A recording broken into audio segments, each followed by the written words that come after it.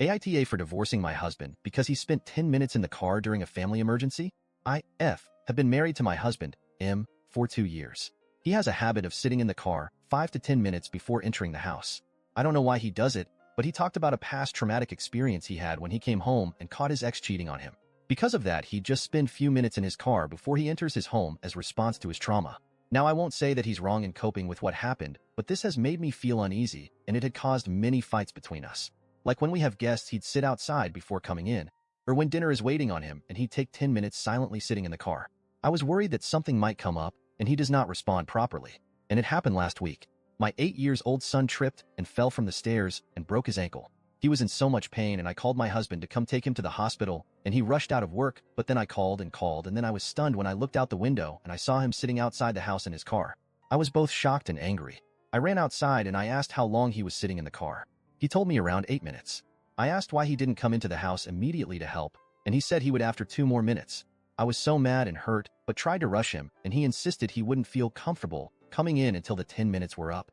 He told me to get my son ready to take him to the hospital, but I started screaming at him nonstop, telling him this was a family emergency and that he was out of his mind to behave like that. It might not have been my best response, but I was shocked by his behavior and quite concerned because I had this situation always stuck in the back of mind, thinking what my husband do when there's a family emergency. I ended up taking my son by myself when my neighbor intervened and offered to take us. We went to the hospital, and later my husband came and tried to talk to me, but I refused. I then went to stay with my mom and texted him that I wanted a divorce. He tried to rationalize and justify what he's done, saying he could not help it and that he was nervous and wanted to help my son but felt stuck. I refused to reply to his messages, and days later his family literally harassed me, saying I was making my husband's trauma more severe and that I disrespected his boundaries by pushing him off his limits. I feel lost and unable to think because of the whole ordeal. My family are with me on this, but they can be biased sometimes. My husband is still trying to basically talk me out of divorce, saying I'm making a huge deal out of it. I feel like I no longer have trust in him, especially when it comes to serious stuff like how cold he acted in a family emergency. Edit to clarify that my son isn't his biological son. We don't have kids together. Comment 1. It sounds like he is stuck in a compulsive behavior. He needs to find a professional to help him address it.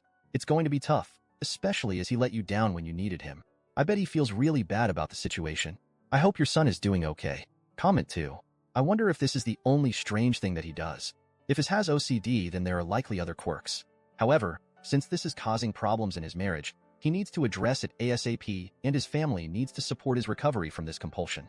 I don't blame OP one bit. Comment 3. If he can't get past this when someone is having an emergency, it's seriously impacting his life and needs to see a mental health professional. I understand your frustration, concern, and how this is in a sense a very serious straw that broke the camel's back. If I was in your situation, I would consider divorce only if he refuses to get help. You've been more than understanding when it's stuff that's not as big of a deal like dinner being ready, but in medical emergencies he needs to be able to either work through his discomfort or be okay with being uncomfortable. It's not acceptable or fair to you or your family to put someone else at risk because he would feel uncomfortable walking into the house. Comment 4. If he can't get past his "my ex cheated on me" trauma to help a child who broke his ankle, he needs therapy.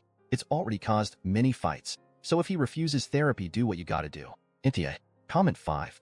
I'm just picturing him collapsed on the floor having a heart attack, and she calmly looks at her watch and says she needs to wait 10 minutes because she was traumatized by him not helping their son in an emergency. He clearly needs professional help, and if it was me, I'd make it a condition of continuing the relationship.